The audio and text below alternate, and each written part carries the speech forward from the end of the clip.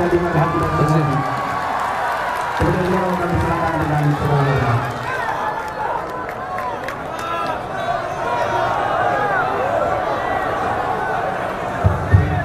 Bismillahirrahmanirrahim. Assalamualaikum warahmatullahi wabarakatuh.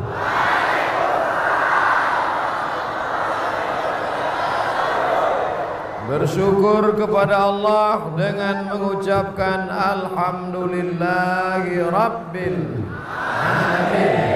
Berselawat kepada Rasulullah dengan ucapan Allahumma salli ala Sayyidina Muhammad wa ala ali Sayyidina Muhammad. Anak raja pergi ke Makkah, singgah sebentar memakan buhur. Sudah lama berceramah, baru inilah di depan air mancur.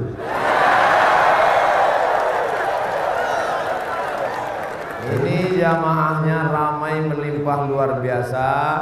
Jadi supaya tidak ribut karena pembagian jatah tidak jelas, maka dari awal saya jelaskan.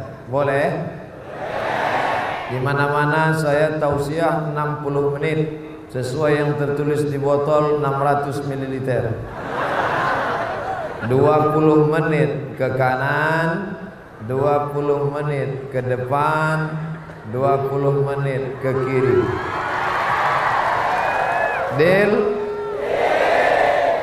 Baik, jangan ada dusta di antara kita. Pertama tadi naik ke atas pentas ini, yang pertama saya cari adalah nama saya.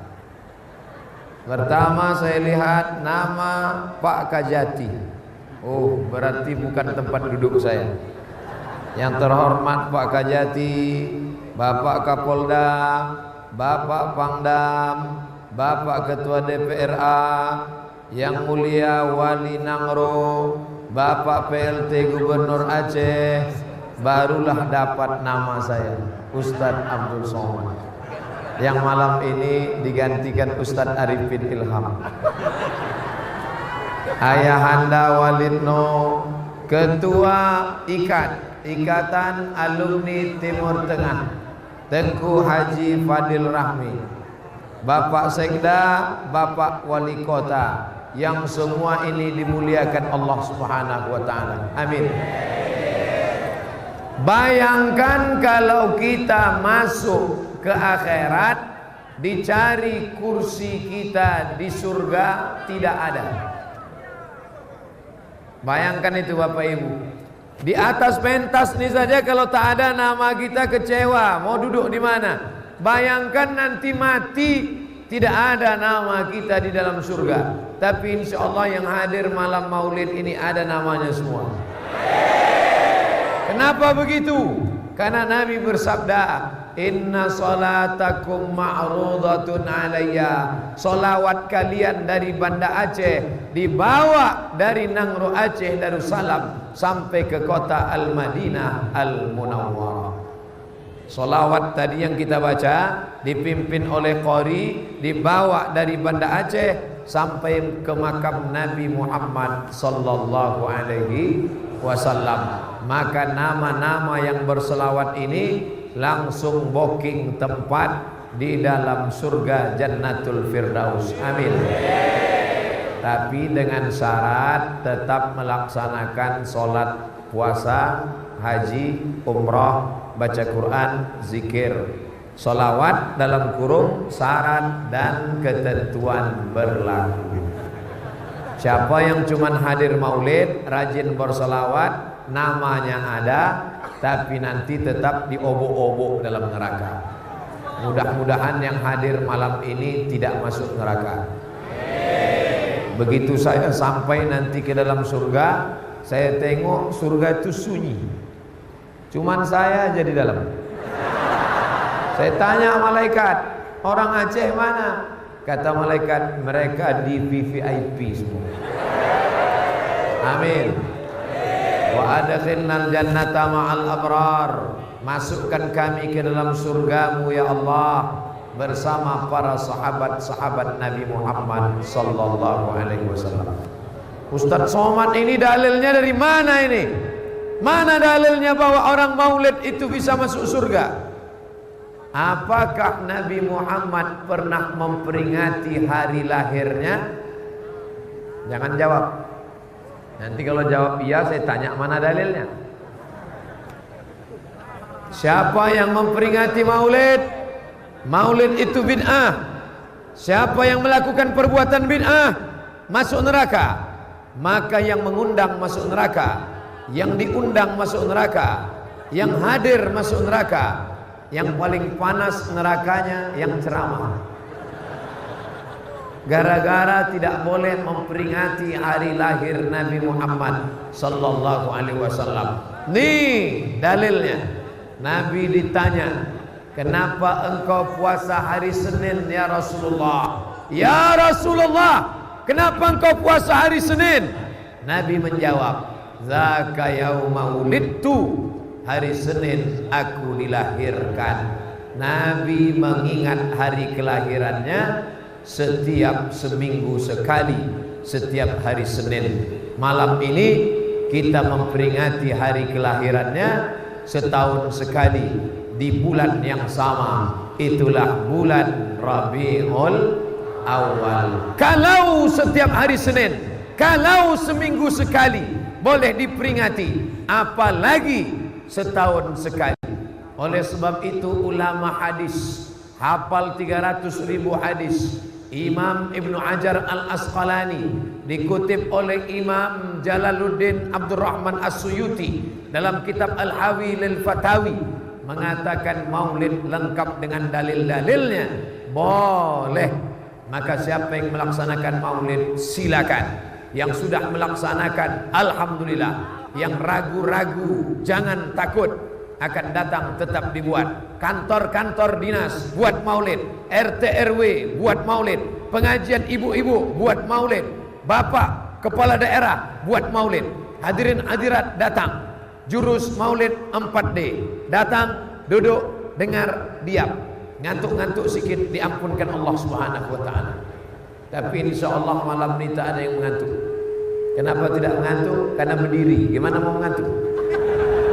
Saudara yang dimuliakan Allah Subhanahu wa taala, ada seorang senang dengan kelahiran Nabi Muhammad sallallahu alaihi wasallam, namanya Abdul Uzza. Yang berceramah ini Abdul Somad.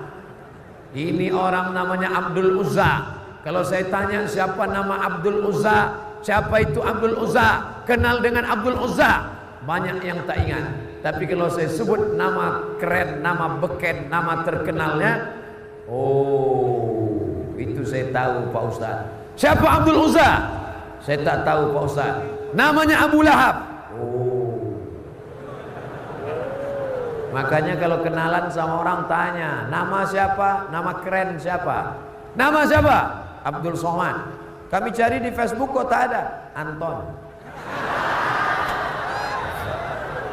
Nama Abdul Uzza, nama keren Abu Lahab, tempat neraka jahanam.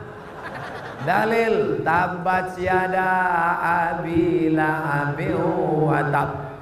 Tapi Abu Lahab azabnya diringankan setiap hari Senin. Itu beda Abu Lahab sama PNS.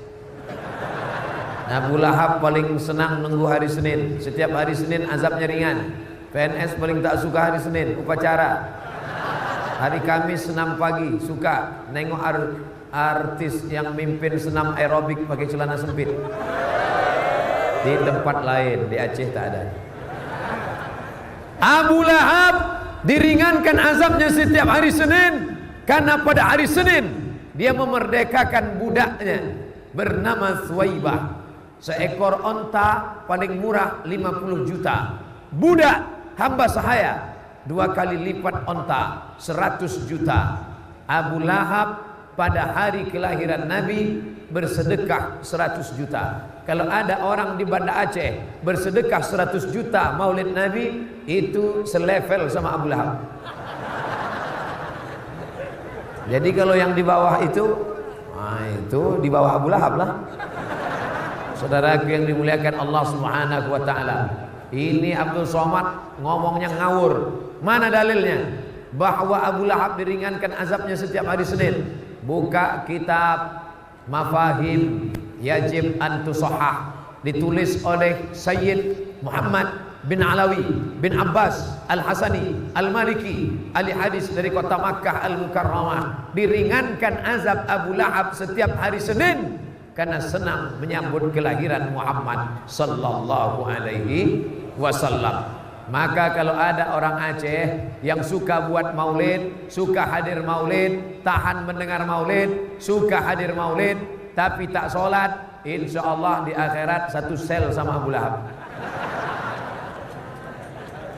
Bapak Ibu yang dimuliakan Allah Subhanahu wa taala, jangan ragu tentang maulid. Kalau ada yang melarang maulid, membid'ahkan maulid, maka berarti ahli hadis itu masuk neraka karena mereka yang menganjurkan maulid. Al-Hafiz Jalaluddin Abdurrahman As-Suyuti membolehkan maulid. Imam Ibnu Hajar Al-Asqalani membolehkan maulid. Sayyid Muhammad bin Alawi bin Abbas Al-Hasani Al-Maliki menganjurkan maulid. Syekh Yusuf Al-Qardawi, pimpinan ulama dunia, menganjurkan maulid. Syekh Atiyah Saqar, ulama Al-Azhar, menganjurkan maulid. Ada orang hafal hadis 300.000 hadis, 300.000 hadis dalam kepalanya, menganjurkan maulid. Tiba-tiba datang ustaz, cuman hafal 3 hadis, itu pun kalau laptopnya hidup. Baca sanad hilang matan, baca matan hilang sanad, mengalahkan maulid, menyalahkan maulid, membid'ahkan maulid. Sekarang saya tanya, mau ikut Ibnu Hajar Al-Asqalani yang hafal 300.000 hadis atau ustaz laptop yang hafal 3 hadis? Terserah, saya tak paksa Bapak Ibu. Mau ikut ustaz laptop, lanjutkan. Mau ikut ustaz Gigel, lanjutkan. Mau ikut ustaz YouTube, lanjutkan. Yang jelas saya ikut Al-Hafiz Ibnu Hajar Al-Asqalani. Yang jelas saya ikut Al-Hafiz Jalaluddin Abdurrahman As-Suyuti. Yang jelas saya ikut As-Sayyid Al-Habib Muhammad bin Alawi bin Abbas Al-Hasani Al-Maliki. Mereka golongan Ahlus Sunnah wal Jamaah. Tak juga percaya. Dalilnya sudah saya sebutkan, ulamanya sudah saya sebutkan, kitabnya sudah saya sebutkan. Tak juga percaya. Aku sudah kehabisan peluru, pelor dan dalil. Nanti sama-sama kita mati, sama-sama kita tengok di akhirat. Kalau tak percaya, mati duluan. Nanti kirim kabar cepat-cepat. HP saya hidup 24 jam insyaallah. Saudaraku yang dimuliakan Allah Subhanahu wa taala, pada zaman Jalaluddin Abdurrahman As-Suyuti, seorang raja buktikin bersedekah pada malam maulid, menyembelih 1000 ekor kambing, membagikan manisan 5.000 piring manisan, dibagikan ke jalan-jalan penuh. Malam ini entah ada manisan entah tidak, Allah malam. Tapi yang jelas ramai datang. Kenapa mereka ramai datang? Tak lain tak bukan karena orang Aceh cinta kepada Nabi Muhammad sallallahu alaihi wasallam. Mereka bukan datang karena Ustaz Somad. Apanya yang mau ditengok? Beratnya pun tak sampai 50 kilo. Ganteng tidak, kurus, hitam, kering, jelek. Tapi banyak juga yang komen di internet ingin jadi yang kedua. Saudaraku yang dimuliakan Allah Subhanahu wa taala, besok kalau ada yang bertanya, kenapa ramai betul di halaman Masjid Baitur Rahman Banda Aceh malam tadi? Karena orang Aceh cinta kepada Nabi Muhammad sallallahu alaihi wasallam. Apa buktinya? Apa buktinya orang Aceh cinta Nabi dan orang Aceh yang paling dicintai Nabi? Jawab dengan jujur.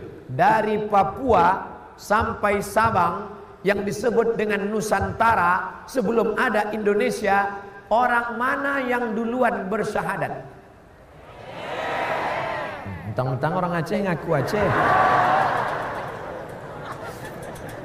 Dengar baik-baik. Saya ziarah ke makam Sunan salah satu wali Songo di Surabaya. Namanya diabadikan sebagai UIN, Universitas Islam Negeri Sunan Ampel. Sunan Ampel hidup pada tahun 1401. Berapa? Mudah ngingatnya. 1401. 1401. Itulah ulama yang menyebarkan Islam di Jawa. Aceh berapa? Katanya tadi Aceh duluan bersyahadat. 1401. Ziarah saya ke makam Malikul Saleh radhiyallahu anhu. Allahumma fir lahu warhamhu wa'afihi wa'fu anhu waj'alil jannata mathwahu. Berapa dia? 1267. Berapa? Sunan Ampel 1401. Malikul Saleh 1267. Mana yang lebih dulu? 1401 atau 1267? Sudah jelas siapa yang duluan bersyahadat? Itulah makanya kata Abdul Ghafur namanya. Dia berkata, Islam pertama datang ke Samudra Pasai, Aceh. Buktinya mana? Makam Malikul Saleh 1267. Namanya Abdul Ghafur. Setelah dicek bukan Abdul Ghafur, Snok Horgron. Di mana dia sekarang? Neraka Jahanam tempatnya. Pura-pura dia masuk Islam, ternyata dia ingin mengelabui. Diteliti oleh orang Aceh sendiri, ternyata orang Aceh lebih dulu masuk Islam. Karena Malikul Saleh 1267 ada yang lebih dulu daripada itu. Kerajaan Perlak. Kata orang Aceh sendiri, Profesor Ali Hasmi mengatakan Perlak 840.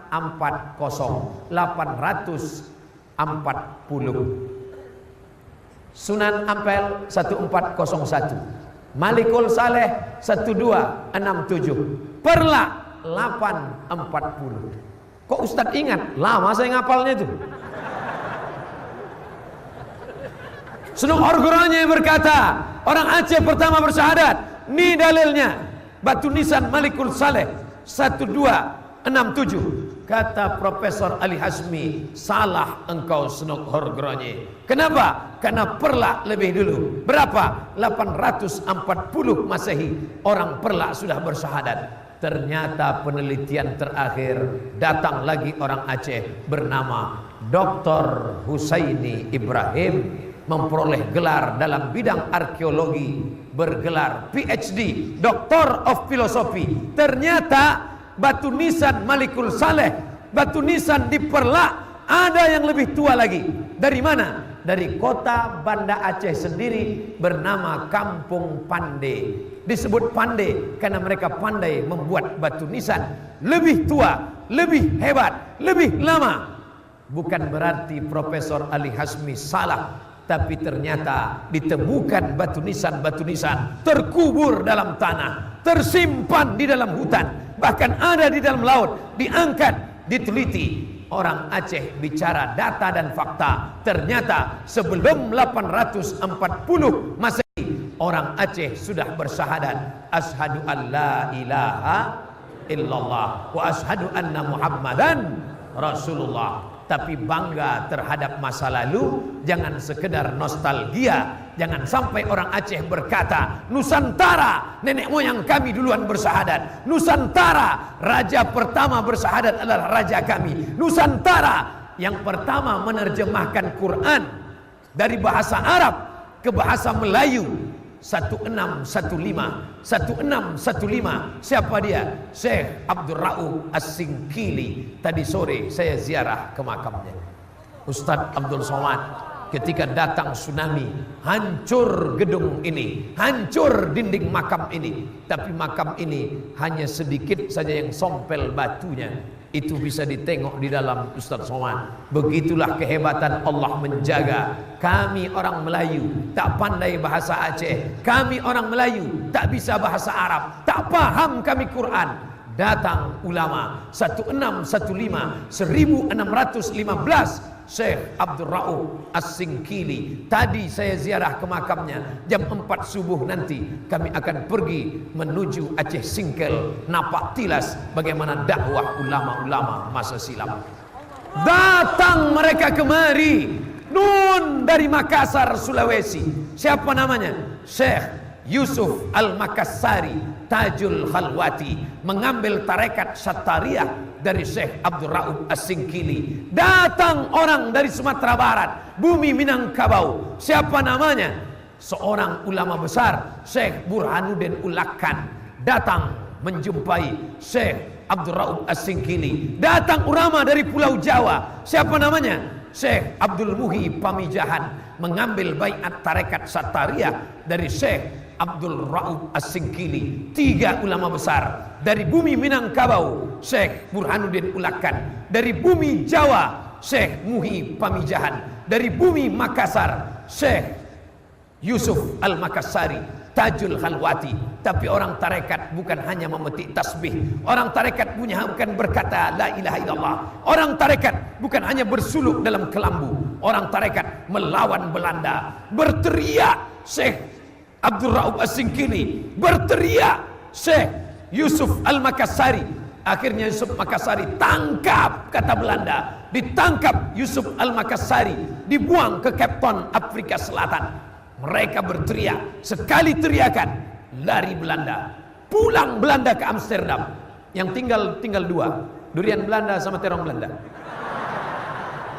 Itulah makanya orang Aceh dendam dengan Belanda ini. Setiap hari dia pergi ke restoran, apa yang mau bapak minum? Jus terong Belanda. Berteriak para ulama, Allahu Akbar. Maka lari itu Jepang, tunggang langgang Jepang pulang ke Tokyo. Saking takutnya mereka, tinggal selopnya, itulah selop Jepang. Saudaraku yang dimuliakan Allah Subhanahu wa taala, orang Aceh darah pejuang. Bukan cuma Tengku Umar laki-laki yang perkasa, perempuannya pun luar biasa. Siapa dia? Cut Mutia. Siapa dia? Cut Nyadin.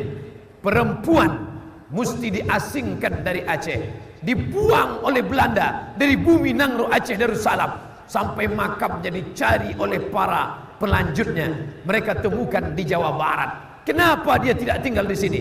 Karena kalau dia tinggal di sini, dia membuat perlawanan. Dia melahirkan pejuang-pejuang perempuan yang luar biasa. Mereka buang, mereka takut. Karena mereka adalah magnet, mereka sumber kekuatan. Kalau dia tetap ada di Aceh, dia akan melawan, dia akan memberontak, dia akan mengamuk. Ini orang harus dibuang. Lihatlah jahatnya Belanda. Bukan kepada laki-laki, kepada emak-emak Aceh pun dia takut, luar biasa. Oleh sebab itulah, maka saya berdiri di depan laki-laki, bukan di depan perempuan. Nanti udah agak-agak suara hilang sedikit baru kita ke sana. Saudaraku yang dimuliakan Allah Subhanahu wa taala, bangga Ustadz Abdul Somad datang ke Aceh, bukan menceramahi orang Aceh, bukan menggurui orang Aceh. Menceramahi orang Aceh sama dengan mengajar itik berenang. Menceramahi orang Aceh sama dengan menggarami air laut. Ke Aceh mengambil pelajaran napak tilas. Dari kecil sudah saya nyanyikan lagu itu. Dari Sabang sampai Merauke, berjejer pulau-pulau. Pernah Ustaz ke Merauke? Baru tadi pagi. Berziarah kami, sampailah kami ke sebuah bangunan di tengah hutan. Bangunan Belanda, temboknya tebal, lantainya licin sampai ke tengah. Apa ini? Jamaah haji dari Papua, Sulawesi, Kalimantan, Jawa. Sebelum pergi ke Jeddah, mereka singgah dulu di asrama haji di seberang pulau dari Sabang sampai ke tengah. Disitulah mereka patutlah disebut Serambi Mekah. Bukan sekedar Serambi Mekah karena ulamanya, bukan sekedar Serambi Mekah karena kitabnya. Disebut Serambi Mekah karena sebelum sampai ke Mekah singgah dulu ke Serambinya. Siapapun orangnya pasti pernah ke sana. Sebelum orang Indonesia naik pesawat 1977, semua yang pergi naik kapal laut singgah di asrama haji pelabuhan besar di seberang Pulau Sabang. Allahu Akbar. Tapi jangan terlena dengan masa lalu yang luar biasa. Dari mana datang ulama? Dari Aceh. Siapa yang pertama kali bersyahadat? Aceh. Apakah itu masih ada di zaman modern ini Pak Ustadz? Ada Beng pertama yang berubah dari konvensional ke bank syariah. Di mana itu?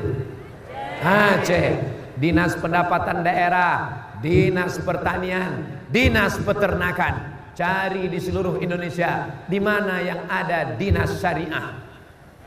Aceh. Polisi menangkap lalu lintas, polisi menangkap yang tidak pakai helm. Di mana polisi yang bisa menangkap orang pacaran? Polisi syariah, wilayah Hisbah, Aceh. Oleh sebab itu, kalau mau melihat penerapan syariat Islam di zaman modern, bukan zaman Bani Abbasiyah, bukan zaman Bani Umayyah, bukan zaman 500 tahun silam. Real, nyata, zaman sekarang, di zaman demokrasi, bisa diterapkan ajaran Islam. Datanglah kalian ke Aceh, wahai bupati, wahai gubernur seluruh Indonesia. Datang kalian studi banding ke Aceh kalau ingin mengislamkan bank-bank kalian yang masih konvensional. Betul. Tapi ingat, ceramah saya yang sudah saya sampaikan ini akan menjadi hutang yang luar biasa bagi diri saya sendiri. Soalnya setelah ceramah ini akan datang bupati, wali kota, camat, BUMN, perusahaan. Datang mereka ke Aceh mau studi banding. Begitu mereka datang, ditengoknya masjid kosong, tak ada sholat berjamaah. Apa kata mereka? Abdul Somad pembohong, penipu. Abdul Somad kata engkau syariat Islam tegak di Aceh, kami sudah datang, tak ada orang sholat berjamaah. Tentu saya akan membela diri saya.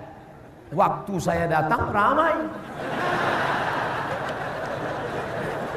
Waktu kalian datang tak ada. Berarti bukan salah saya.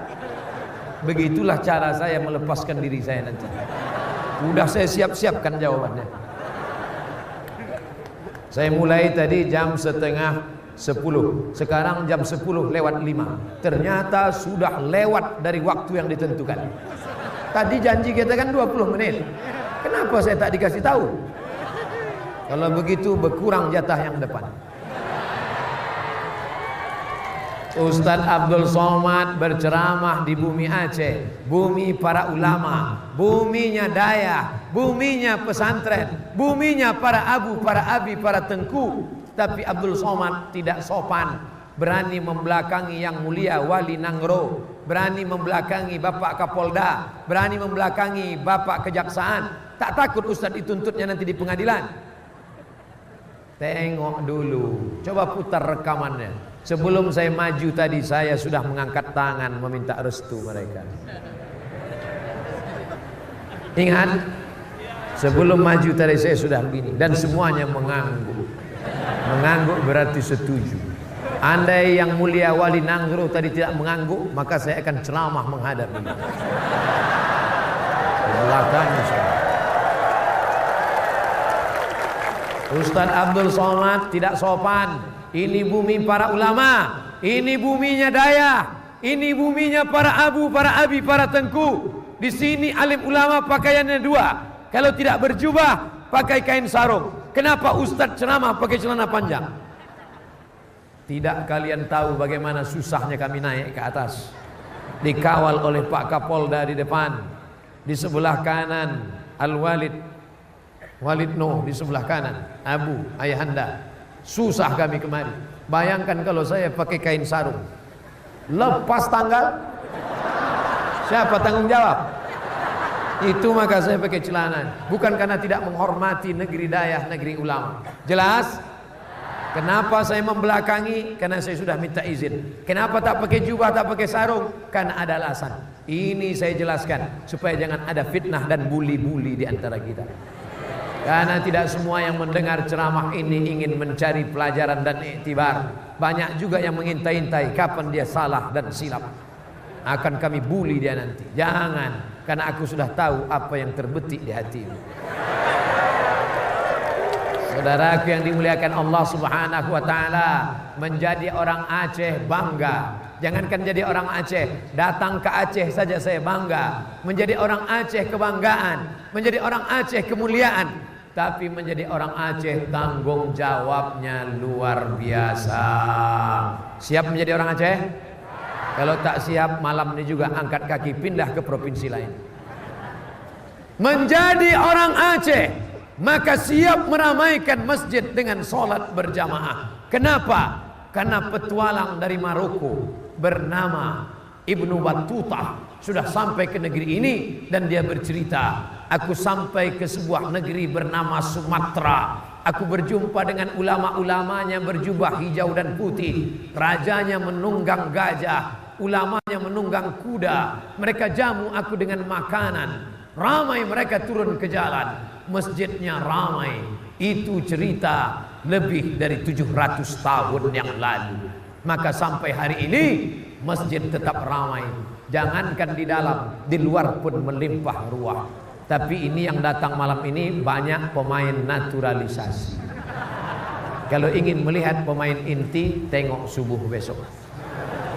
Kalau jamaah masjid tetap ramai, maka bangga kita. Tapi kalau jamaah masjid pemain inti, dia yang azan, dia yang iqamat, dia yang imam, dia yang makmum. As-salatu khairum minan naum. Tak ada orang datang. Qad qamatis salatu, qad qamatis salat. Allahu akbar, Allahu akbar. La ilaha illallah. Tengok ke belakang, belum juga datang. Usalli fardhas subhi rak'ataini imaman. Udah jelas tak ada makmum, imaman juga katanya. Kenapa Bapak bilang imaman? Mungkin nanti ada makmum susulan Pak Ustaz. Allahu akbar. Ghairil maghdubi alaihim waladdallin. Tak ada. Mungkin nanti di rakaat kedua kan. Sami Allahu liman hamidah. Allahumma hdina fi man hadait. Tak ada dulu. Mungkin karena tablik akbar tadi malam lambat mereka sholat subuh. Assalamualaikum warahmatullah. Memang tak ada dulu. Di daerah lain tidak ada sholat berjamaah, tercela. Kalau sampai di suatu negeri, musalla, surau, langgar, kosong sholat berjamaah, istahwazat alaihimus sayatin. Satu negeri itu dikuasai setan. RT yang tidak sholat berjamaah, RT-nya kesetanan. Kalau sampai di kabupaten itu ada masjid yang tidak sholat berjamaah, bupatinya kesetanan. Kalau sampai di provinsi itu tidak ada sholat berjamaah, gubernurnya kesetanan. Kenapa Ustaz tidak sebut wali kota? Ada wali di sini. Kata saya sebut. Tapi insya Allah kita jaga sholat berjamaah. Mohon maaf, ini makmum semua. Bersedia jadi makmum? Kalau gitu saya jadi imam. Siap? Luruskan shaf, luruskan shaf. Setelah lurus shaf, tumitnya lurus. Tumit. Zaman dulu pakai pedang, dicabut pedang, meluruskan tumit. Tapi jangan coba besok. Sedang tak pakai pedang aja orang tak datang, apalagi pakai pedang. Imam hanya menengok kiri dan kanan. Lurus, lurus, langsung angkat. Jadi tak perlu imam itu memeriksa ke belakang satu-satu. Dulu mahasiswa, ada mahasiswa waktu kuliah dulu, ada mahasiswa dari Libya. Orangnya tidak mau ngangkat takbiratul ihram sebelum shaf lurus. Dia periksa satu-satu. Periksa. Saking lamanya, datang orang Afrika, maju dia. Allahu Akbar. Itu namanya kudeta tak berdarah. Asal sudah nampak lurus, sudah Allahu Akbar. Selesai sholat, salam. Assalamualaikum warahmatullah. Assalamualaikum warahmatullah. Dua riwayat. Satu riwayat menyebut imam miring ke kanan. Nanti anak ibu nanya, Mama, kenapa imamnya miring ke kanan? Rumahnya sebelah kanan. Imam miring ke kanan, hadisnya sahih, karena sahabat ingin dapat barokah sebelah kanan. Itulah kenapa barokah sebelah kanan. Itulah kenapa saya ke kanan duluan, barokah sebelah kanan. Mendapat barokah sebelah kanan. Tapi ada riwayat kedua, selesai sholat Nabi menghadap ke jamaah. Ada tak imam di Banda Aceh yang selesai sholat menghadap ke jamaah? Ada, tapi beda sama Nabi. Nabi kalau menghadap ke jamaah matanya mencari mana yang tak datang ke masjid. Sekarang banyak imam menghadap ke jamaah dia nunduk, karena makmumnya nengok dia grogi. Saya kalau selesai sholat tidak pernah menghadap ke jamaah, saya selalu miring ke kanan. Kenapa Ustaz tidak menghadap ke jamaah? Saya tidak sanggup macam Nabi. Karena Nabi kalau menghadap ke jamaah dia inspeksi satu persatu. Asyhadun fulan, asyhadun fulan, asyhadun fulan. Mana si fulan? Mana si fulan? Mana si fulan? Kenapa tidak datang sholat berjamaah? Inilah hadis yang belum pernah saya amalkan. Saya ketua masjid. Di masjid dekat rumah saya, kalau saya sana saya jadi imam. Belum pernah selesai sholat saya tanya, mana si anu? Mana si anu? Mana si anu? Kenapa Ustaz tak tanya? Saya tak ada kekuasaan. Kalau saya tanya mana si anu, dia tak ada. Emang Ustaz mau apa? Coba kalau saya bupati, selesai sholat saya tanya, mana kepala dinas, mana kepala badan, mana kepala kantor, mana yang ada kepala, mana yang tak kepala. Mana tak datang sholat jamaah? Bisa apa tidak? Bisa. Coba kalau saya polisi saya ada pistol, bisa saya tanya, mana saya, mana? Bisa tidak? Bisa. Insya Allah akan lahir generasi-generasi muda yang akan menjadi bupati, yang akan menjadi kapolda, yang akan menjadi kapolri. Tapi dia juga menjadi pemimpin sholat berjamaah. Amin. Di mana mereka? Inilah yang ada di hadapan saya ini, anak-anak muda. Bangga kita sekarang, anak muda. Dari mana Ustaz tahu ini anak muda? Dari suara takbirnya. Mari kita dengar takbir anak muda. Allahu Akbar. Anak muda. Orang tua mana bisa? Allah. Kalau tak percaya, besok pergi kalian ke panti jompo, kumpulkan, suruh mereka takbir. Takbir. Anak-anak muda yang luar biasa. Siap kalian menjadi polisi, siap menjadi TNI, siap menjadi pengacara, siap menjadi bupati, siap menjadi wali kota, siap menjadi imam. Awas kalau tak siap. Tapi untuk latihan nanti jangan langsung imam maghrib, imam zuhur dulu. Coba-coba dulu nanti di kampus, di sekolah imam zuhur. Pas zuhur langsung cepat. Kalau pas maghrib lambat-lambat aja. Pas zuhur, zuhur itu modalnya takbir aja.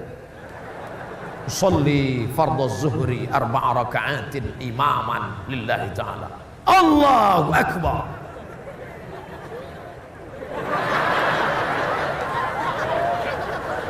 Buat agak lama-lama sedikit. Udah selesai nanti ditanya kawan, hebat kau ya jadi imam. Iyalah. Lama kau tegak tadi, apa ayatnya? Qul huwallah. Kenapa lama betul? Ulang 5 kali. Modalnya Allahu Akbar aja. Tapi sami Allah ingat juga. Jangan sampai lupa sami Allah. Allahu Akbar. Ketahuan. Nanti udah mental agak siap, udah agak-agak hebat mental, barulah kau salat maghrib. Usolli fardhal maghribi 3 raka'atin adaan imaman lillahi ta'ala. Allahu Akbar. Bismillahirrahmanirrahim. Alhamdulillahi rabbil alamin. Ar-Rahmanir Rahim. Maliki yaumiddin. Sampai habis. Waladdallin.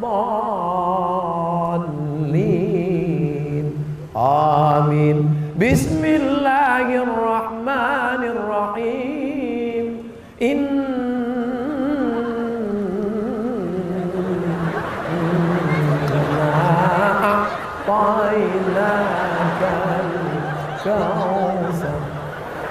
Kata makmumnya, kusangka entah ayat apa nih. Kan itu juga yang boleh saya. Insyaallah masjid-masjid di Aceh akan tetap ramai sehingga tak malu Ustadz Somad yang sudah mengiklankan. Kalian yang mau studi banding Bank Aceh, datang. Kalian yang mau buat dinas syariah, datang. Kalian yang mau buat perda syariah kanun namanya, datang. Kalian yang mau buat dinas daya, datang.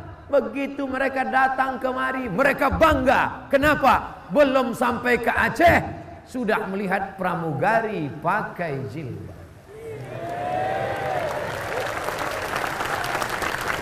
Kadang saya sebagai ustadz sudah pakai peci, pakai sorban, pakai koko, masuk ke dalam pesawat tertunduk maju. Kenapa? Mereka pakai rok panjang, resleting belum dipasang. Akhirnya tertunduk. Malu kita pakai peci. Mana tahu nanti kita ketemu di pesawat, nampak saya pakai kacamata hitam, pakai pet. Sudah tahu alasannya kan? Paham kan? Paham? Paham lah tidak. Biasa saya kalau naik pesawat pakai pet, pakai kacamata hitam, datang orang, Ustaz Somad ya? Mirip. Tapi ketika ke Banda Aceh pakai peci, pakai sorban, pakai koko, kenapa? Kita tidak malu. Kenapa? Karena mereka pakai rok panjang, pakai jilbab. Di mana itu? Di Banda Aceh. Kira-kira Ustadz Somad bisa tak merubah orang dengan ceramah? Masuk ke pesawat, kumpulkan semua. Assalamualaikum warahmatullahi wabarakatuh. Hai pramugari, takutlah kepada Allah. Bisa merubah pakai ceramah? Lalu kenapa orang Aceh bisa merubah semua maskapai penerbangan yang punya pramugari pakai jilbab? Kenapa? Pakai apa? Pakai kekuasaan. Penting tak kekuasaan itu? Penting. Segenggam kekuasaan di tanganmu, pakai menolong agama Allah. Alah, cuman ceramah. Dulu mau diangkat jadi wakil presiden tak mau.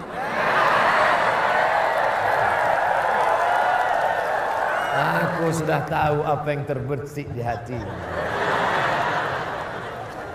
Masih ada adik-adikku, anak-anakku yang akan memegang tampuk kekuasaan ini di masa akan datang. Biarkan aku berceramah ke sejauh mata memandang, dari Sabang sampai Papua. Bukan membawa partai, bukan membawa golongan, bukan membawa nama apapun. Lillahi ta'ala. Apa ibu yang dimuliakan Allah, Masya Allah. Tadi pertama ceramah merah warna air nih, sekarang biru pula.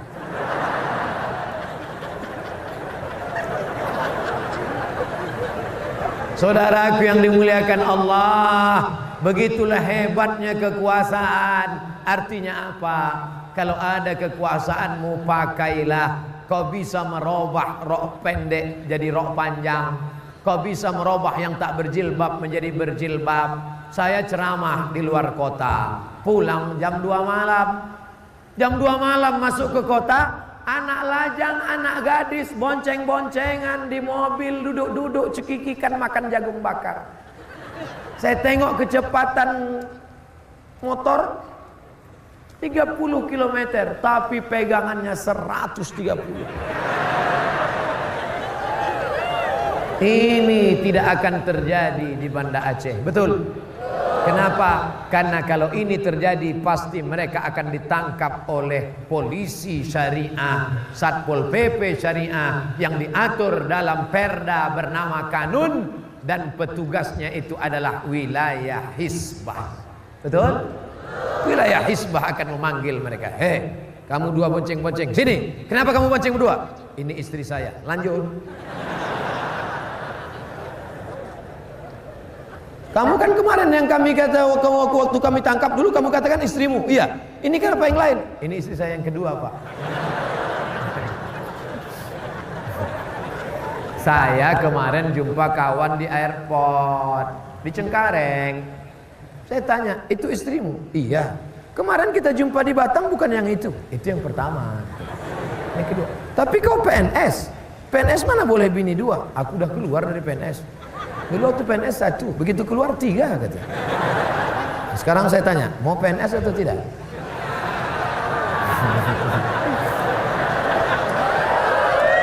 Saudaraku yang dimuliakan Allah Subhanahu wa taala, tamat kalian kuliah, selesai kalian S1, jangan lagi cita-cita jadi PNS. Gantungkan cita-citamu setinggi bintang di langit. Tak pula ada bintang malam. Kalian jadi entrepreneur, kalian jadi businessman, kalian menjadi orang kaya, kalian bantu negeri ini. Tapi yang paling penting, kalian bisa mencalonkan diri menjadi anggota legislatif. Betul? Kalian perjuangkan lewat perda syariah di Aceh bernama Kanun. Assalamualaikum Ustaz Somad. Waalaikumsalam. Saya rencana mau mencaleg Pak Ustaz. Mantap, mainkan. Apa nasihat Pak Ustaz? 1. Masukkan pendidikan agama ke SMP dan SMA. Karena SMP tidak ada pelajaran agama, hanya 2 jam saja. Masukkan ke sana 5 pelajaran: Quran, hadis, bahasa Arab, akidah akhlak, sejarah Islam, fikih. Gurunya dari mana? Angkat dari UIN Ar-Raniri. Alumni tarbiyah, angkat jadi guru. Alumni usuluddin, ambil akta 4, angkat jadi guru akidah. Alumni dari syariah, akta 4, angkat jadi guru fikih. Bisa apa tak bisa? Bisa. Dananya dari mana? Dari APBD, anggaran pendapatan belanja daerah. Payung hukumnya dari mana? Dari perda, kanun. Bupati, wali kota tidak akan diusir, tidak akan ditangkap. Kenapa? Ada payung hukumnya. Siapa yang membuat? DPR. Siapa yang ngangkat DPR? Nih, inilah yang akan memilih calon-calon legislatif kita ke depan. Siap memilih orang yang memperjuangkan pendidikan agama di SMP SMA? Siap mencoblos mereka pada hari Rabu 17 April pagi? Jangan ada dusta di antara kita. Jangan nanti selesai sholat, mohon maaf Pak Ustaz, saya tidak memilih orang yang memperjuangkan pendidikan agama, saya tidak memilih orang yang memperjuangkan dayah, saya tidak memilih orang yang memperjuangkan kanun, saya tidak memilih orang yang memperjuangkan dinas syariah. Kenapa? Karena dia tak ngasih duit. Yang ini menyebarkan duit Pak Ustaz. Ambil duitnya, jangan coblos orangnya. Setuju? Ambil duitnya, jangan coblos orangnya. Setuju? Ambil duitnya, serahkan ke anak yatim. Setuju? Tak sama bunyinya macam mana. Ambil duitnya, jangan coblos orangnya. Setuju?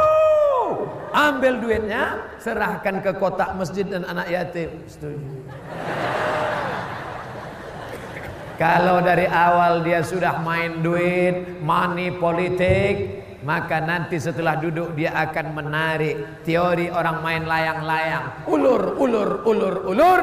Setelah dapat tarik, tarik, tarik, tarik. Betul? Oleh sebab itu maka jangan sampai kerumunan malam ini hanya sekedar kerumunan. Jangan sampai malam ini hanya sekedar meriah. Gimana tablik akbar Ustadz Somad malam tadi di Masjid Baitur Rahman? Gimana hebatnya? Ada nenek kehilangan cucu, ada cucu kehilangan nenek. Apa ini? Gimana tablik akbar Ustadz Somad di Masjid Baitur Rahman malam tadi? Masya Allah. Gimana? Sampah botol berserak-serak. Ini halaman masjid, ini tempat suci. Datang tadi bersih, maka pulang pun bersih. Semua sampah-sampah botol masukkan ke kantong, bawa pulang, buang di rumah. Siap? Saya sendiri tisu saya tak saya buang. Tengok, saya simpan. Masukkan dalam. Masuk. Nanti sampai di hotel baru saya sampaikan. Kita jaga ini kebersihan. Kenapa? Jangan sampai orang menengok. Itu kan? Itu sampah banyak itu gara-gara Ustadz Somad tuh. Jangan panggil dia kacih lagi. Saudara yang dimuliakan Allah. Tapi yang kita inginkan, kerumunan malam ini berubah menjadi kekuatan. Kira-kira yang disampaikan Ustadz Somad ini ada yang salah? Abdul Somad tidak pernah menyebut nomor. Abdul Somad tidak pernah menyebut partai. Abdul Somad tidak pernah menyebut nama orang. Abdul Somad tidak pernah menyebut golongan. Abdul Somad tidak menyebarkan kebencian. Abdul Somad tidak pernah menebarkan hoax. Abdul Somad tidak pernah menimbulkan fitnah. Abdul Somad hanya ingin mengajak umat memilih aspirasi umat, menyalurkan suara untuk kebangkitan umat. Siap? Ini jangan-jangan Abdul Somad ini kampanye ini. Saya bukan jurkam dari pihak manapun. Saya bukan orang partai. Saya murni datang berdakwah lillah fisabilillah. Saya hanya ingin umat ini mayoritas, tapi dia menjadi prioritas. Setuju? Tadi saya mulai jam 9:30. Sekarang sudah jam 10:30. Sudah habis 60 menit. Ternyata yang kanan dengan yang kiri ini sama sifatnya. Tak mau mengingatkan kita kalau lewat waktu. 30 menit kanan, 30 menit depan, 30 menit kiri. Salawatan pakai HP. Ini saya tak nampak batas jamaah ini di mana yang paling ujung. Karena gelap. Yang punya HP ada senternya, tolong hidupkan. Punya HP? Nah, cara ngidupkannya gini, biar saya ajarkan.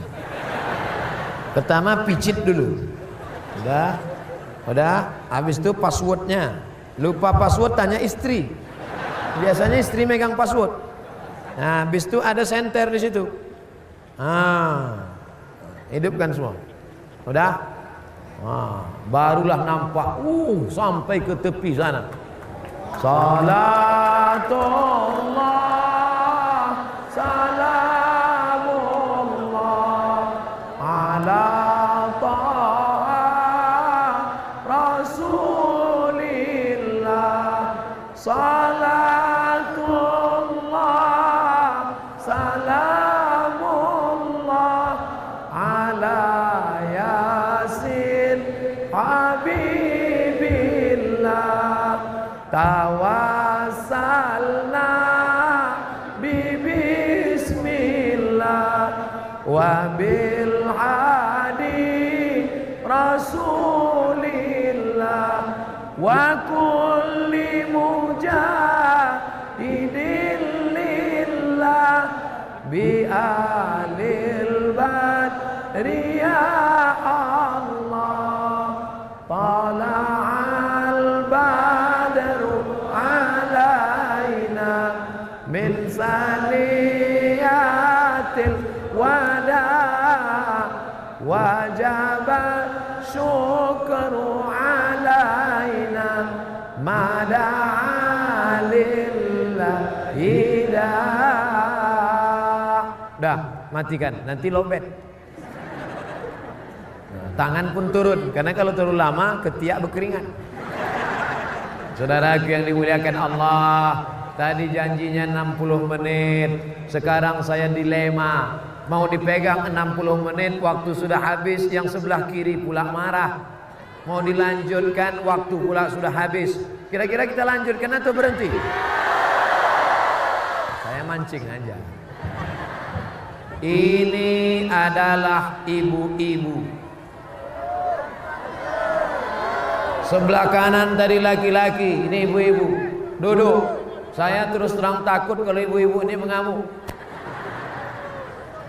Berceramah kepada 100 laki-laki yang bisa membawa ke rumah tinggal 20 orang. Yang 20 orang itu yang berani berkata ke istrinya tinggal 10. Dari yang 10 itu yang didengar istrinya tinggal 5. Begitulah kalau berceramah ke laki-laki.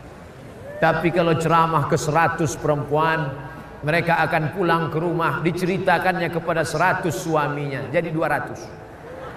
Diceritakannya kepada 100 anaknya, menjadi 300. Diceritakannya kepada 100 menantunya, menjadi 400. Diceritakannya kepada cucunya, menjadi 450, karena sebagian belum punya anak. Begitulah hebatnya perempuan. Oleh sebab itu jangan menyepelekan perempuan. Perempuan bisa mengancam, abang kalau sampai tak ikut aku. Tapi insya Allah perempuan di Banda Aceh baik-baik insya Allah. Amin. Ibu punya peran yang luar biasa. Kalau sampai ada anak gadis bonceng-boncengan dengan anak lajang, yang salah bapak apa ibu? Yang salah adalah ibu. Karena bapak sudah pergi pagi sebelum anak bangun, dia sudah pergi. Dan ketika dia pulang malam, anaknya sudah tidur. Dia jarang pulang, namanya Bang Toib. Yang mengurus anak dari mulai tempat tidur sampai mandi sampai jilbab adalah ibu. Yang mengandung 9 bulan 10 hari, bapak apa ibu? Ibu. Yang melahirkan anak meregang nyawa, bapak apa ibu? Ibu. Yang menyusukan 2 tahun, bapak apa ibu? Ibu. Makanya ibu mendapatkan surga lebih dulu daripada bapak. Nabi ketika masuk surga, Nabi tengok ke belakang, ada perempuan. Nabi bertanya, siapa ini? Ternyata dia adalah perempuan yang menyantuni anak yatim. Dia tidak menikah, suaminya sudah meninggal. Karena bagi dia lebih menghormati suami dengan memuliakan suami, dengan mendidik anak-anak. Makanya kalau ada anak gadis tidak berjilbab, anak gadis pakai celana sempit, anak gadis tidak sopan, anak gadis boncengan dengan anak lajang tidak mahram, ibu tanggung jawab luar biasa. 9 bulan 10 hari ibu mengandung, 2 tahun ibu menyusukan. Bapak itu datang sekali-sekali aja, jadi langsung. Bapak bertanggung jawab memberi nafkah. Ibu, ada 5 kewajiban bapak merupakan hak bagi ibu. Yang pertama, bapak kasih makan. Ibu udah makan? Dari bunyinya belum. Yang kedua, pakaian. Bapak kasih ibu pakaian. Dari pakaian yang ada di depan ini nampaknya memang orang Aceh, laki-lakinya memang sudah memberikan pakaian kepada perempuan. Di tempat lain bini tinggi 170 cm, dikasih kain 70 cm. Ditutup lutut terbuka bahu, ditutup bahu terbuka lutut. Pernah tak nengok perempuan lututnya tertutup, bahunya terbuka? Saya tidak nengok, tertengok. Astaghfirullah Rabbal baraya, astaghfirullah minal khataya. Hai suami, hai laki-laki, hai anak lajang, kalian dikasih warisan 2 kali bagian dari perempuan. Bukan karena Islam ekstremis, bukan karena Islam radikal, bukan karena Islam pilih kasih, tapi karena Islam mengatakan kalian punya tanggung jawab yang besar. Kalian mesti memberi makan istri, kalian mesti memberi pakaian istri. Sekarang banyak perempuan pakai rok pendek karena kainnya kurang. Orang barat pakai rok pendek lututnya putih. Ini udahlah lutut hitam, bekudis, bekurap. Nauzubillah. Pertama kasih makan, kedua kasih pakaian, ketiga kasih tempat tinggal, yang keempat kasih pendidikan. Hai laki-laki, sebenarnya kalian yang mendidik istri kalian, sebenarnya kalian yang menceramahi istri kalian. Tapi karena kalian tidak mampu mendidik, kalian bawa datang pengajian. Perempuan yang hadir malam ini pengajian, pastilah suaminya soleh-soleh karena mengizinkan istrinya datang ke pengajian. Bang, adik pergi pengajian ya. Kemana? Ke Masjid Baitur Rahman. Siapa yang ceramah? Ustadz Somad. Ah, pergilah. Abang enggak? Abang mau main gaplek sebentar. Masih alhamdulillah daripada suami yang melarang istri, kamu jangan pengajian. Bang, aku mau pakai jilbab ya. Jangan pakai jilbab. Buka. Aku tak suka nengok orang pakai jilbab macam nenek-nenek. Rambut mucat 3 warna, merah, kuning, kelabu. Rebonding. Hari ini keriting halus, besok keriting kasar, besok rambut macam durian, besok gundul sama sekali. Mudah-mudahan suami-suami yang macam Fir'aun ini dapat hidayah, amin. Tak juga dapat hidayah, tenggelamkan dia di Laut Merah. Jangan diaminkan, mati dia nanti. Bapak Ibu yang dimuliakan Allah Subhanahu wa taala. Makan sudah, pakaian sudah, tempat tinggal sudah, pendidikan sudah. Apalagi yang kelima, perhatian. Karena perempuan ini suka diperhatikan, betul kan? Kalau perempuan tidak diperhatikan, maka muncullah perempuan-perempuan yang mencari perhatian. Mana contohnya perempuan mencari perhatian? Dipakai gelang kaki 2 biji, setiap berjalan kerincing, kerincing, kerincing, kerincing. Dipakailah sanggul naik macam punuk onta. Sekedar mengikat rambut pakai plastik, pakai ikat tali tak apa-apa. Diikat rambut, rambutnya panjang, lalu diikatnya, lalu kemudian pakai jilbab sedikit tak apa-apa. Tapi kalau sengaja naik ke atas macam punuk onta, Setiap lewat semua menganggap. Oleh sebab itu maka perempuan ingin minta diperhatikan, dipanjangkan kuku kiri sampai 2 cm. Saya kalau sudah nengok perempuan panjang kuku kiri, saya bingung, cemana dia cebok?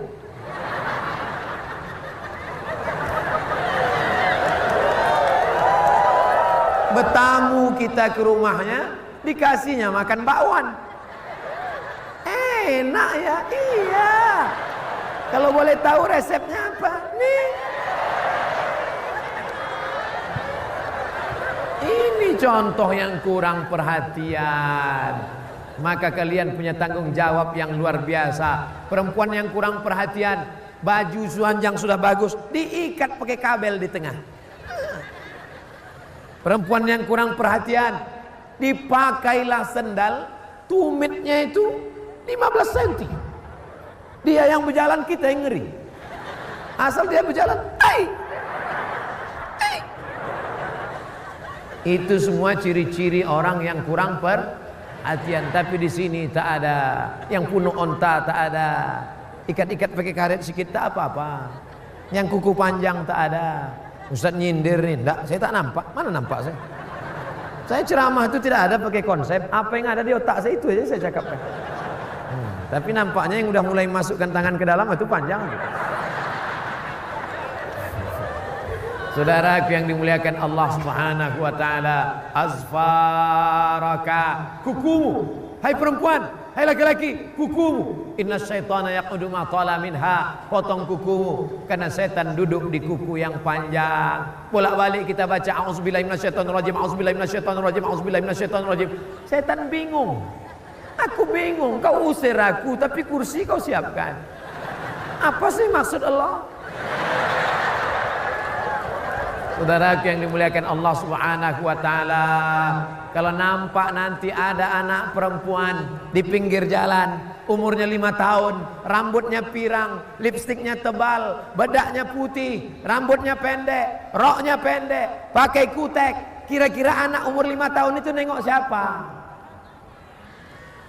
Ngaku. Mereka bukan melihat artis, mereka melihat ibu mereka. Saya setahun 1 bulan, bulan Februari 10 hari pergi ke Malaysia, ceramah di Kuala Lumpur, ceramah di Sarawak, ceramah di Malaka, ceramah di Negeri Sembilan, ceramah di Kedah, ceramah di Perak. Ceramah saya di Kampung Melayu, di Kampung Baru. Rupanya di Kampung Baru itu banyak orang Aceh. Begitu saya ceramah ke sana, Ustaz Somad, ayo kita mampir makan mie Aceh. Oke. Karena mereka sudah menganggap saya orang Aceh. Karena tempat yang paling banyak di antara provinsi di Indonesia ini, Aceh inilah yang paling banyak kabupaten saya datangi. Besok, kalau habis besok ini habis semua kabupaten. Tinggal 1 lagi yang belum, Semelu. Mohon maaf kepada Pak Bupati, bukan karena kami pilih kasih, memang jauh betul tempat itu Pak. Insya Allah panjang umur, sehat badan sampai kami ke Semelu nanti insya Allah. Amin. Saudaraku yang dimuliakan Allah Subhanahu wa taala. Apa kata orang Malaysia? Ustaz Somad, ya boleh saya jumpa dengan emak Ustaz? Apa jumpa emak saya? Saya lah. Kan saya yang ceramah. Rupanya mereka tidak melihat engkau Abdul Somad. Di balik seorang anak ada ibu yang mendidik anak. Ibu luar biasa. Ibu di balik bapak yang mulia Wali Nangru, di balik bapak kejaksaan, di balik bapak Kapolda. Semua laki-laki ini lahir dari rahim perempuan. Betul? Ada yang lahir dari bencong? Mana ada? Maka kita selamatkan negeri ini dari LGBT. Kita selamatkan. Di Pekanbaru itu, di samping masjid Pekanbaru itu banyak pokok korma. Tapi tak berbuah. Dipanggillah pakar korma dari Thailand. Namanya Mr. Kolak.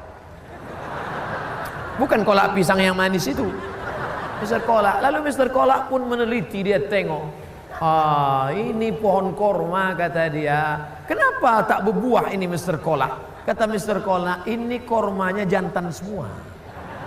Barulah kita paham rupanya LGBT tidak menghasilkan apa-apa. Jadi gimana Mr. Kolak? Cabut, ganti korma betina. Mau berapa satu biji? Satu bibit korma betina ini adalah 800.100 dolar waktu itu. Sekarang 1.300.000. Nah, itulah makanya. Tapi saya yakin korma yang di samping ini berbuah semua. Kenapa? Karena ini bibitnya pasti dari Barbate. Di Barbate ada 600 hektar kebun korma Aceh. Di mana-mana Ustaz Somad ceramah, tanamlah tanaman yang bisa kau tinggalkan untuk cucumu. Tanaman apa yang bisa kau tinggalkan cucumu? Toge. Toge dimasak hari ini hilang habis, busuk jadi kotoran. Tanaman yang bisa kau tanam, kalau kau tanam bisa cucumu memakannya. Sawit 25 tahun. Sawit cuma 25 tahun. Lalu tanaman apa yang bisa kau tanam hari ini, cucumu bisa memakannya? Tidak lain tidak bukan adalah korma, umurnya 100 tahun. Sawit 1 kilo 2.000. Sekarang jatuh 800 perak. Sementara korma 1 kilo, korma ajwa 80 real, 250.000. Makanya banyak jamaah umroh yang pulang tidak bawa ajwa, yang dibawanya korma murah. Karena kalau ajwa itu yang diletakkan di ruang tamu, asal banyak tamu itu makan, meleleh air mata. 250.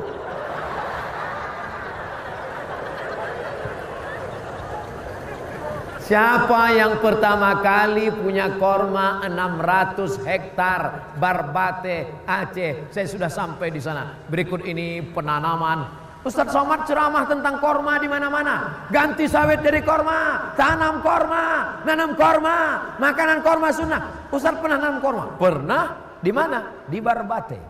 Berikut ini penanaman korma oleh Al-Mukarram Haji Abdul Somad LCM. Tanam. Padahal lubangnya udah siap. Saya masukkan foto. Foto. Wakaf korma 1.500 batang. Satu batangnya 3.300.000. Siapa yang berwakaf satu batang korma di Barbate 3.300.000, 100 tahun tak mati, maka anak-anak yang akan dikirim dari Aceh, dari Sigli, dari Pidi, dari Tapak Tuan, dari Singkel, dikirim ke Kairo. Dari mana biaya makan mereka? Beberapa anak yang lulus tidak berangkat karena tak ada ongkos. Beberapa lama anak yang lulus mau ke Kairo tak ada makan. Tapi insya Allah mereka akan bisa makan. Kenapa? 1.500 batang wakaf fi sabilillah. Anda belum membeli, daftar sekarang juga sebelum tanggal pendaftaran berikut ini. Tak ada alasan orang Aceh tidak berwakaf korma. 3.300.000 satu batang. 100 tahun mengalir pahalanya. Mati ditanam lagi. Tanahnya tanah wakaf. Mengalir. Anak-anak sekolah ke Mesir, ke Kairo. Pulang mereka. Mereka yang akan berdakwah. Kita akan mati. Saya sudah hitung. Insya Allah mati tahun 2040. Lahir 1977. Sekarang 41. Walaupun kelihatannya macam 27. Insya Allah tahun 2040 63 umur mati. Saya bukan nakut-nakuti bapak, nakut-nakuti ibu, tidak. Andai ibu meninggal, ibu yang suka ngumpul duit, dapat uang tunjangan, beli cincin. Dapat gaji 13, beli cincin. Dapat SPPD, beli cincin. Asal undangan, mau kemana bu? Sana. Begitu ibu mati, janganlah kasar-kasar Pak Ustadz. Begitu ibu mati, cincin yang 3 itu akan diambil laki untuk modal kawin lagi. Tengok, mereka udah siap-siap dah. Ustadz Somad ini nggak enak ceramah. Giliran mati perempuan aja. Oke, kalau gitu kita balik. Sekarang mereka mati. Setuju? Oke, bapak yang pelit. Dapat duit bangun rumah, dapat duit beli mobil, rumah besar. Begitu datang malaikat maut,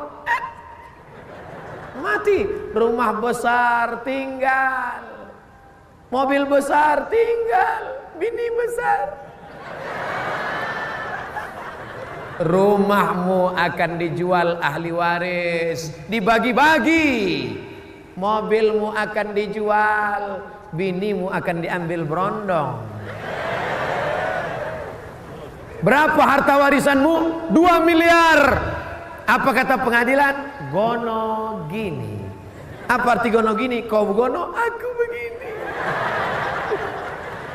1 miliar untuk ibu, 1 miliar untuk almarhum. Kata pengadilan agama, dari 1 miliar tadi ibu dapat lagi pembagian faraid harta warisan 1/8 karena ada anak, 125 juta. Total bulan untuk ibu 1 miliar 125 juta. Wow, 1 miliar 125 juta. Yang 25 juta pergi ke salon. Untuk apa? Make up. Make buat, up naik. Wake up semua yang turun naik. Pipi naik. Dagu naik. Hidung naik. Alis naik. Rambut naik. 25 juta bersih. Tinggal 1, pura-pura lupa pula. Tinggal 1 miliar 100 juta. Yang 100 juta beli motor besar, moge. Karena brownies suka pakai moge. Yang 1 miliar simpan di bank, bunganya mengalir. Malam-malam jalan kemana? JJS, jalan-jalan sore sama suami baru. Kuat pegangan pergi pantai. Suami baru nanya, mana makam suamimu yang lama? Saking kan kuat pegangannya, tak bisa nunjuk pakai tangan. Sana. Saudaraku yang dimuliakan Allah, mana hartamu tadi? Tinggal. Tapi 3.300.000 yang kau belikan bibit sawit, 3.300.000 yang kau belikan bibit korma, kau tanamkan di Barbate, mengalir dia. Sekolah anak-anak ini ke Mesir, balik anak itu berceramah, mengalir pahalanya macam tetesan embun di tengah gurun pasir. Yang pelit silakan, tak mau bersedekah tidak apa-apa, tapi ingat kau akan mati dimakan cacing tanah. Saudara yang dimuliakan Allah Subhanahu wa taala, alhamdulillah ibu-ibu dari Polwan, polisi wanita pun pakai jilbab panjang. Mau nikah sama Polwan? Ada mahasiswa, saya tanya, kalian mau nikah sama siapa antara 3 nih? Yang pertama guru TK, yang kedua Polwan, yang ketiga lupa pula saya. Mau mana? Wah, kami mau sama Polwan lah Pak Ustadz. Kami bisa selamat. Nanti kalau kena razia kami kan tak ditangkap. Mau istri Polwan, mau istri guru TK, mau istri guru, yang penting dia bisa mendidik anakmu menjadi anak-anak yang solehah, bukan somat. Saudaraku yang dimuliakan Allah Subhanahu wa taala, tungkahul mar'atu li arba'. Perempuan ini dinikahi karena 4. 5 liha karena dia kaya, wali hasabiha karena keturunan baik-baik, wali jamaliha karena dia cantik, wali din karena agamanya. Kau kenapa nikah sama dia? Sebetulnya banyak perempuan yang mau sama saya Pak Ustadz. Kenapa itu yang kau nikahi? Dia yang cincin emasnya banyak Pak Ustadz. Nikah karena harta akan binasa. Bapak kenapa nikah sama dia? Cantik Pak Ustadz. Perempuan cantik tak lama. Perempuan paling cantik umur 25. Puncaknya 25, 26, 27, 28, 29. Yang dulu imut-imut sekarang bunga, kuntum, mekar, harum, cantik, layu, kuning. Kuntum, mekar, harum, cantik, layu, kuning. Banyak suami tak siap istrinya layu, akhirnya itulah masuk plastik semua di wajah. Hidung plastik, dagu plastik, silikon. Suntik dagu, suntik hidung. Cantik, 2 bulan dagu turun, hidung turun. Pas macam monyet Kalimantan. Benanah itu hidung. Ternyata silikon kalau dimasukkan ke dalam daging, dia tidak menyatu dengan darah. Akhirnya darah infeksi. Maka dia apa? Apa kata dokter? Hidungnya harus dipotong. Hidung dipotong, gawat lah. Tenang, kita ada terapi lintah. Begantunglah 3 ekor lintah untuk menyedot nanah yang ada di dalam. Itu pun lintah itu asalnya tempel, jatuh balik, ditempelkan. Asam kata dia. Jangan operasi plastik. Ini sekarang banyak perempuan nih wajahnya plastik semua. Dagu plastik, hidung plastik, pipi plastik. Sampai ini pun plastik. Lentik plastik. Ada orang bakar sampah, layu. Saudaraku yang dimuliakan Allah Subhanahu wa taala, ad-dunya mata. Dunia kenikmatan, wa khairu mata'iha, sebaik-baik kenikmatan al-mar'atus salihah, istri yang salihah. Assalamualaikum Ustaz Somad. Waalaikumsalam. Ustaz masih ingat sama saya? Ingatlah, kamu kan mahasiswa saya. Saya sudah tamat kuliah Pak Ustaz. Alhamdulillah. Saya sudah kerja Pak Ustaz. Alhamdulillah. Tapi belum nikah Pak Ustaz. Na'udzubillah. Tolong Ustaz carikan saya yang ada 4-4-nya Pak Ustaz. Kaya, cantik, bangsawan, taat beragama. Kalau ada 4-4-nya ngapain ku kasih ke kau? Man talaba akhan bila aibin baqiya bila akhin. Siapa yang mencari kawan yang sempurna seumur hidup tak akan berkawan. Siapa yang mencari istri yang sempurna seumur hidup tak akan berbini. Menikah bukan mencari kesempurnaan, tapi menutupi kekurangan. Dulu sebelum nikah memang kau cari siapa yang paling putih, siapa yang paling tinggi, siapa yang paling cantik. Tapi setelah nikah mulailah nampak kurang tinggi, kurang putih, kurang cantik, kurang kaya, kurang mancung, kurang.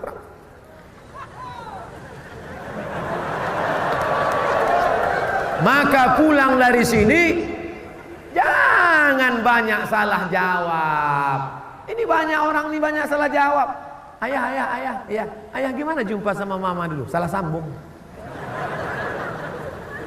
Mama, ya, mama jumpa sama ayah dulu gimana? Ditangkap ansip kami. Jangan begitu. Mulailah dengan jawaban yang mengagungkan Allah. Gimana ayah jumpa sama ibu dulu? Aku tak pernah mencari ibumu, ibumu pun tak pernah mencari aku. Allah mempertemukan kami. Apa kata si ibu dari jauh? So sweet bang. Begitu saudaraku. Alhamdulillah, dari laki-laki yang soleh, perempuan yang solehah, lahirlah orang-orang yang taat beragama, yang menjaga Aceh tetap menjadi baldatun thayyibatun wa rabbun ghafur. Amin. Ini acara sebesar ini, kalau tidak ada kerjasama yang baik, acara ini kan bisa terselenggara karena Ustadz Somad. Mana bisa, saya tak tahu di mana Banda Aceh, tak tahu bagaimana cara ke Aceh, siapa yang bawa, hotel di mana. Lalu yang bawa Ustadz kemari siapa? Ikatan Alumni Timur Tengah. Ketuanya kakak kelas saya di Darul Arafah Medan dulu, yang sekarang kebetulan menjadi ketua ikat, sama-sama di Mesir. Di teleponnya saya, Ustadz Somad, ya bisa kita ke Aceh? Oke, I am coming. Maka saya datang kemari. Sudah dibawa kemari, naik ke atas pentas. Ustadz bisa ceramah. Saya bisa ceramah karena teknisi mikrofon ini tak jahat. Coba kalau dia jahat, dipasangnya baterai bekas. Assalam. Parkat. Dan Par. Ta. Mereka ini tidak jahat. Coba kalau mereka jahat, dimatikan lampu. Tiba-tiba pas mau ceramah, mati lampu. Ada itu rekaman di YouTube, pas saya ceramah mati. Macam ceramah di depan hantu rasanya. Malam ini terang benderang, cantik, tak ada kekurangan satu apapun. Menengok lampu hijau, menengok payung-payung. Saya malam ini bukan rasa ceramah di Aceh, rasa ceramah di Masjid Nabawi rasanya. Ya Allah, mudah-mudahan dimurahkan Allah rezeki kita sampai ke Masjid Nabawi insyaallah. Berangkat sama istri sama anak insyaallah. Istri saya sudah meninggal Pak Ustadz, diberikan Allah istri yang baru insyaallah. Suami saya sudah meninggal Pak Ustadz, dikasih Allah laki yang baru yang lebih ganteng dari yang lama insyaallah. Banyak yang takut mengaminkan. Saudaraku yang dimuliakan Allah Subhanahu wa taala. Habis 30 menit. 30 menit ke kanan, 30 menit di depan, 30 30 menit di samping. Jadi kesimpulan ceramah Ustaz malam ini apa? Yang pertama, jangan takut membuat maulid Nabi. Nanti habis maulid Nabi buat Isra Mi'raj. Habis Isra Mi'raj buat menyambut Ramadan. Habis nyambut Ramadan buat nuzul Quran. Habis nuzul Quran buat halal bihalal. Habis halal bihalal buat menyambut jamaah haji. Habis menyambut jamaah haji buat menyambut tahun baru hijrah. Dalam rangka menyambut tahun baru hijrah, lomba barzanji seprovinsi Nangro Aceh Darussalam, juara 1 berangkat ke umroh. Setuju? Duitnya dari mana? Al jannatu wa na'imuha sa'dul liman yusalli wa yusallim wa yubarik alaihi. Allah Allah. Bismillahirrahmanirrahim. Abtadi'ul imla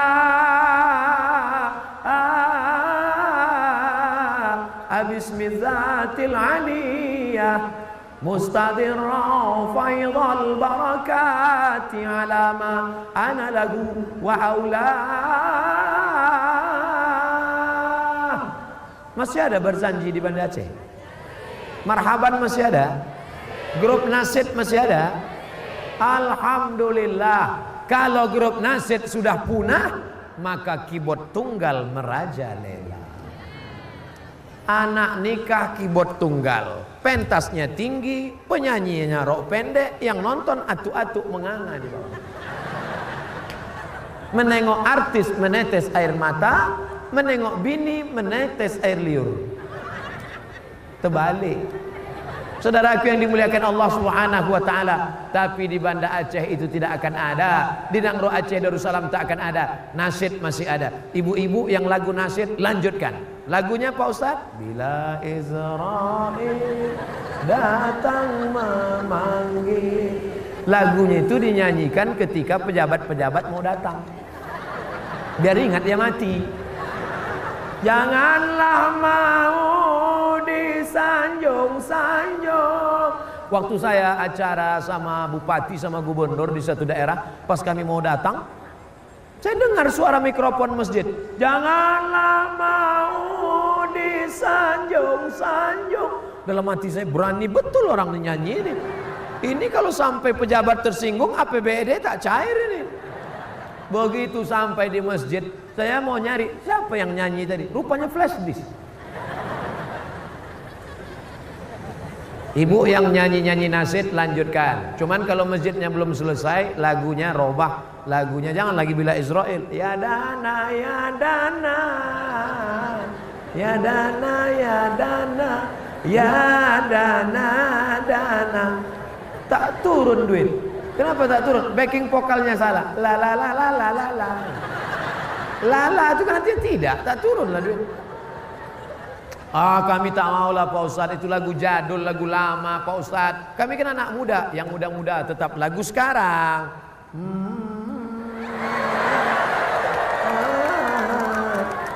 Silakan, siapa bilang? Katanya suara perempuan itu aurat Pak Ustadz. Katanya suara perempuan itu haram Pak Ustadz. Suara perempuan itu haram kalau lemah gemulai membangkitkan syahwat Ustadz. Makanya jangan bergetar Ustadz tuh mendengar suara. Oleh sebab itu tegas-tegas saja. Assalamualaikum. Waalaikumsalam. Di mana nih? Banda Aceh. Salah sambung. Assalamualaikum. Waalaikumsalam. Ini sebentar ya. La takhda'na bil qaul. Janganlah laki-laki, janganlah perempuan bersuara mendayu-dayu, mendesah-desah. Kenapa tak boleh? Yatma'allazi fi qalbihi marad. Ada laki-laki yang dalam hatinya penyakit. Ada laki-laki itu yang dalam hatinya penyakit. Kalau didengarnya suara lemah gemulai, dia langsung error. Tapi mendengar suara salawat, ya asyiqal Mustafa abshir binailil muna. Kira-kira kalau ada anak gadis, ibu menyanyi lanyi bila Israel, ibu nyanyi bila Israel, tiba-tiba ada bapak yang angkat tangan, mohon maaf Pak Ustaz, benar susah dengar lagu bila Israel. Kalau ada laki-laki bernafsu mendengar lagu Bela Israel, tolong ikat biar kami bawa malam ini. Besok kami campakkan ke jurang. Saudaraku yang dimuliakan Allah, Islam tidak memburu darah seni. Makanya nanti buat lomba-lomba hari-hari besar Islam. Lanjutkan. Anjing menggonggong kafilah berlalu. Lanjutkan. Lalu kemudian yang kedua, ajarkan ke anak kita yang tak mengerti sejarah bahwa Aceh adalah negeri Islam, tapi tetap cinta negara kesatuan Republik Indonesia. Ulama dari Aceh, Dayah dari Aceh, Malikus Saleh dari Aceh, Syekh Abdul Rauf As-Singkili dari Aceh, Kanun Asasi dari Aceh, Bang Syariat, supaya dia jaga. Yang ketiga, jaga masjid, karena tembok tiang rahmat Allah ada di masjid. Jaga sholat berjamaah. Suami-suami yang soleh sholat di masjid. Suami yang sholat di rumah, suami solehah. 4, jaga anak-anak kita dari zina. Jangan sampai kena narkoba. Jangan sampai bonceng sana, bonceng sini, bonceng sana, bonceng sini, gembong masuk angin, hamil. Padahal hari pernikahan yang paling sakral, aku nikahkan engkau dengan anakku dengan mahar sebentuk cincin emas tunai. Selamat ya nak. Tapi hari itu menjadi hari yang paling menyakitkan. Marah karena anak hamil. Ku nikahkan engkau. Engkau datang ke rumah aku punya pijak kau nanti. Nauzubillah, gara-gara apa dia? Mungkin anak itu salah, tapi kita juga salah luar biasa. Hamil dia Pak Ustadz. Yang mengizinkan dia jalan-jalan itu siapa? Yang memberikan motor siapa? Yang mengasih duit beli bensin siapa? Yang membelikan HP siapa? Saya Pak Ustadz. Sekarang hamil salah siapa? Salah Ustadz.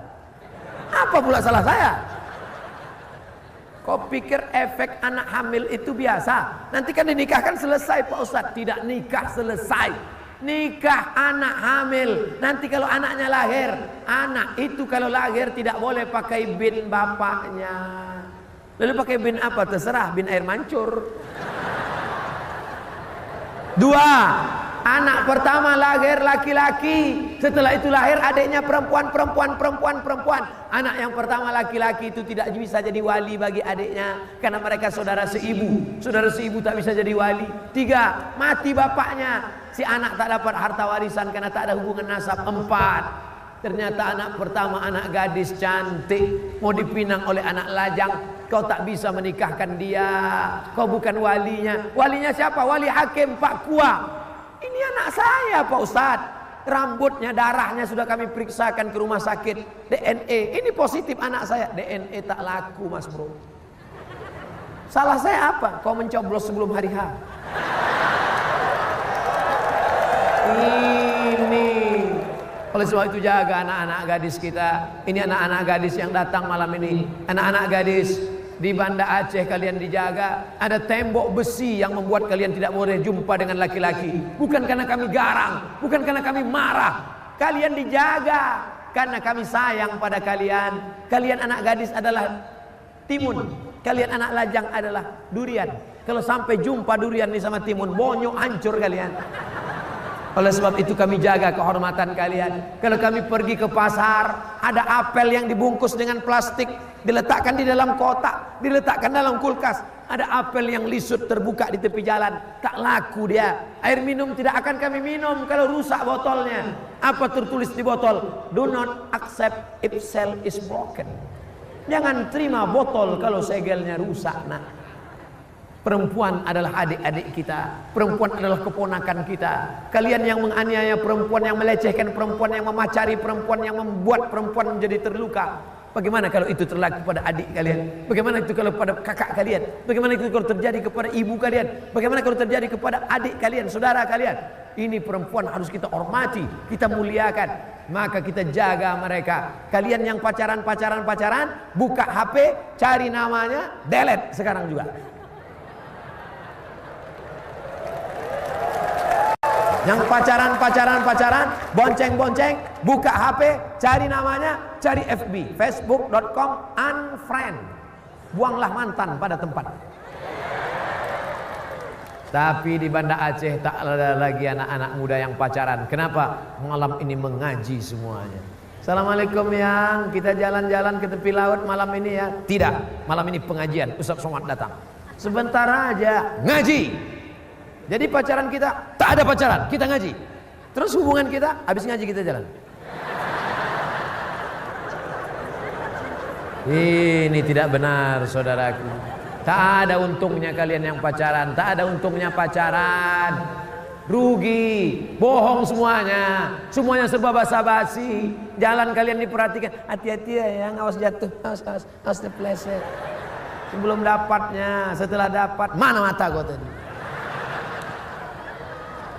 Oleh sebab itu jaga kehormatan kalian.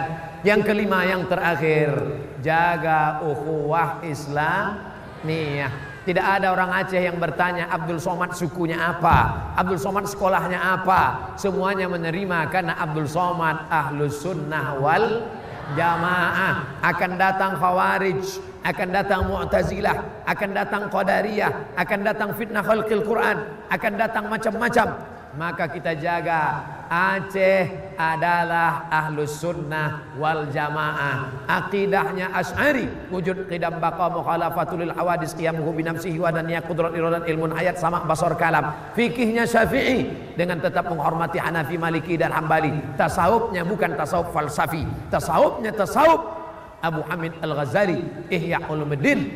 Jaga ini, maka insyaallah negeri ini akan menjadi baldatun thayyibatun wa rabbun.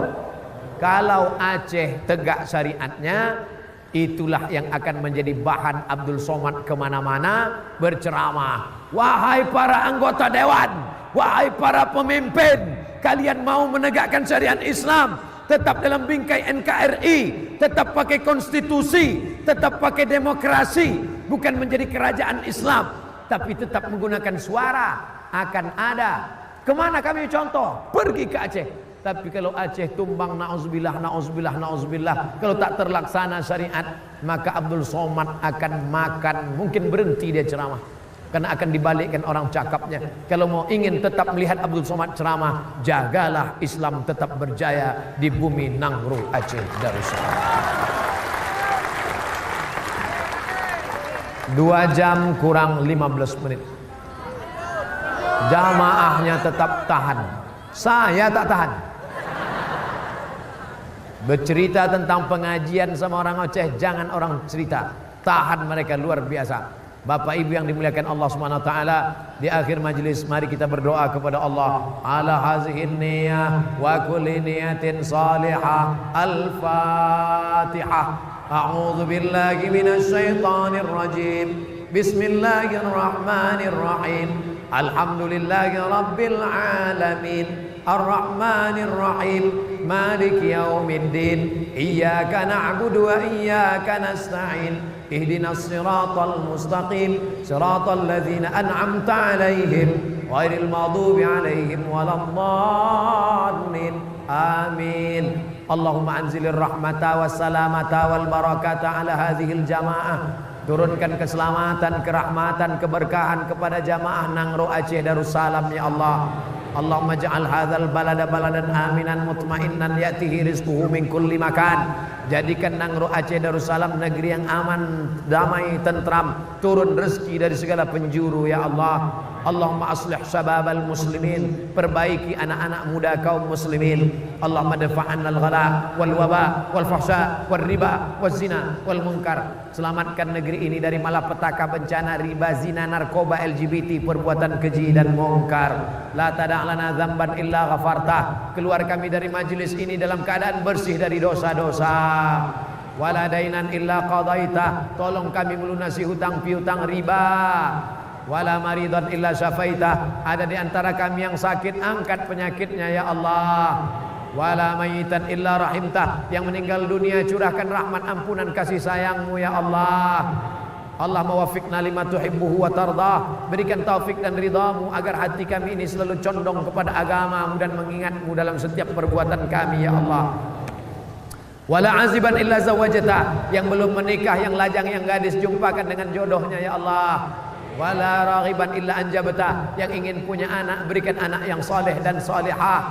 wala mumtahinan illa najahta, yang sedang ujian pekerjaan PNS, ASN, perusahaan, lapangkan urusannya, luluskan sehingga bisa dia menikah dengan modal yang cukup ya Allah. Allahumma la sahla illa ma ja'altahu sahla wa anta taj'alul hazana idza syi'ta sahla. Tak ada kemudahan kecuali Engkau menjadikannya mudah, maka mudahkan segala urusan kami ya Allah. Allahumma arzuqna imaman adila, berikan Republik Indonesia pemimpin-pemimpin yang adil-adil dan amanah ya Allah.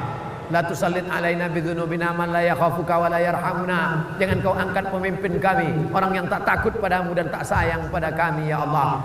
Allahumma a'inna, tolong kami ala zikrika, supaya hati kami ini selalu berzikir mengingatmu, wa syukrika, selalu bersyukur kepadamu, wa husni ibadatik, selalu beribadah dengan ibadah yang baik kepadamu ya Allah. Allah mawaffiq ulata umurina, bapak gubernur kami, bapak wali kota kami, bapak-bapak bupati kami, bapak anggota dewan kami, pejabat-pejabat kami, bapak TNI Polri kami, condongkan hati mereka untuk menolong agamamu ya Allah.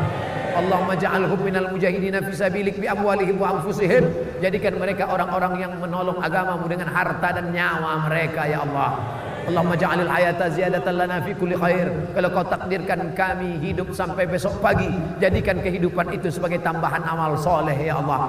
Wa ja'alil mauta rahatan lana min kulli syarr. Kalau Kau takdirkan kami mati malam ini, jadikan kematian ini sebagai istirahat dari segala dosa-dosa kami ya Allah. Rabbana ighfir lana dzunubana, ampunkan dosa kami, wali walidaina, kedua orang tua kami, wali abaina, ayah kami yang sudah menyekolahkan kami, wali ummahatina, ibu yang sudah melahirkan membesarkan kami, wali masyayikhina, para abu, para abi, para tengku alim ulama kami. Matta'anallah bituli umurihim, panjangkan umur mereka ya Allah. Wa sahih ajsadahum, sehatkan badan mereka ya Allah. Wa qawi imanahum, kuatkan azam iman mereka, dengan kuatnya mereka maka kuatlah bangsa ini ya Allah. Allahumma khtim lana bi husnil khatimah wa la takhtim alaina bi su'il khatimah. Allahumma ja'al akhir kalamina inda intihai ajalina, jadikan akhir kalam kami ketika ajal kami sampai, kalimat yang terakhir keluar dari mulut kami la ilaha illallah Muhammadur Rasulullah sallallahu alaihi wasallam. Rabbana atina fid dunya hasanah wa fil akhirati hasanah wa qina adzabannar. Wa sallallahu ala sayyidina wa maulana wa syafi'ina wa zukhrina Muhammad wa ala alihi wa sahbihi wasallam. Walhamdulillahi rabbil alamin. Taqabbalallahu minkum minna wa minkum taqabbal ya. Terima kasih segala perhatian. Mohon maaf segala kesilapan dan kekhilafan. Wassalamualaikum warahmatullahi wabarakatuh.